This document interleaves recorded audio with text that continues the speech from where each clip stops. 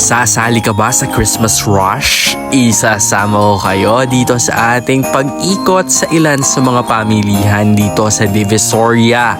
That's for our mini Vlogmas Day 21. Ito nga ang landmark ng Divisoria, ang Lucky Chinatown Mall. Pagpasok dito sa kagilnaan nito ay makikita ang napakahabang kahoy na dragon dito sa gitna. Nakakaaliw nga kung nasaan ang dulot-dulo ng dragon na ito, pero sa gitna ay kinatakaw ng atensyon ang kanilang napakalaki at napakakulay na Christmas tree. Paglabas dito ay mapupunta tayo dito sa Chinatown Walk. Ito yung kitchen area nila o ito yung mga kainan sa labas ng Chinatown. Buhay na buhay pa rin ang mga food trip dito at pwede nating kainan.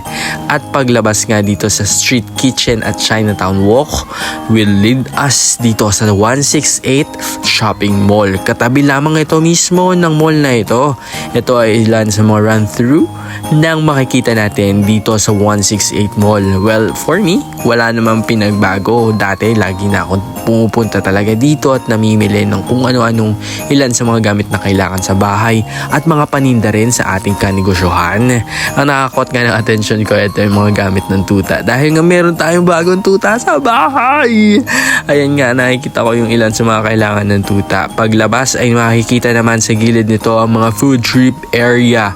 Kung kayo ay nagutom bigla, maaari kayong kumain sa labas ng mall. Sa mga gilid-gilid, maraming mura at masasarap din naman ng mga paninda. Plus, ilan sa mga gift wrap ngayong Kapaskuhan ay mabibili sa labas ng mall sa mas murang halaga kaysa doon sa nasa loob. Pwede pa kayong tumawad at pwede pa kayong manghingi ng mga libreng mga gift wrap. Ang daming mga kainan dito sa labas pero hindi na muna kami kumain dahil busog pa ako. Plus, ilan sa mga dapat nating puntahan ay itong 999 Mall. 999. Tatlong 9 Mall. Tama ba? Nandito na ako sa 99 Mall. Tama yata. So ito ay ilan sa mga makikita ninyo. Random things pa rin na makikita dito sa loob ng mall na ito. Sabi nga nila, humina ng araw ang kanilang mga benta simula nang nag-hit ang mga online platforms na pamilihan. Kaya naman kung meron tayong oras, suportahan pa rin natin ang mga nangungupahan, ang mga nagtitinda dito sa mga malls na to. Iba pa rin talaga kapag nakikita natin ng personal ang mga items na gusto nating makita at ipangregalo sa ating mga mahal sa buhay. So dito nga sa 99 Mall, marami siyang floors at nag-range yung mga ganitong presyo pa rin ang mga paninda dito. Sa tuktok nito, nandito na ang i-recommend ko sa inyo, ang Buchi King. Dito sa Buchi King, Buchi King, nagtitinda sila dito ng mga buchi na may iba't ibang mga fillings. Plus, meron din sila dito mga bicho-bicho. Pero overload talaga sa sarap ang mga fillings nila dito sa mura at sulit na halaga. So, ito nga yung bicho nila, no? Hindi na ako nag-bicho dahil nung last vlog natin, nag-overload na tayo sa bicho doon sa Binondo food trip natin. For this time naman, dahil mahilig tayo sa buchi, sinubukan natin ang iba't ibang flavors ng Buchi King. Since Buchi King siya, takman natin ang Buchi. Ito ang mga presyo ng mga bilihin sa tindahang ito.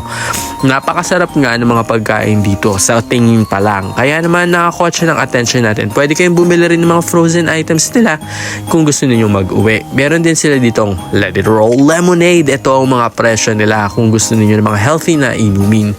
Sa gitna naman nila ay meron din sila mga panindang mga may init na mga champurado at mga turon. Kung gusto niyo ng inumin, mag-lemonade kayo. Gusto niyo sabaw, meron silang champurado. Bumili nga ako ng lemonade nila dahil pampaboost ito ng vitamin C sa ating katawan. So ito na, titikman na natin yung kanilang buchi. This one is Mongo. Yan yung tinitikman niya.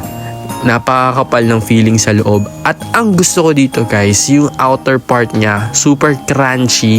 Alam mo yung super crunchy, yung tumutunog talaga, tas natutunaw yung loob. Tas ayan o, ganyan kasarap yung breading niya. Tapos yung, ay Ay nako, promise. Ngayon nga ine-edit ko to, namimiss ko na naman kumain doon. Matatagpuan siya dito sa food court ng 999 Mall. Bukas, isi-share ko naman sa inyo ang laman na updated ngayon ng Tutuban Center. Kung ano na ang mga changes sa loob at labas nito. Alam niyo bang lumaki na siya? Yan ang share ko sa inyo bukas sa Vlogmas Day 22.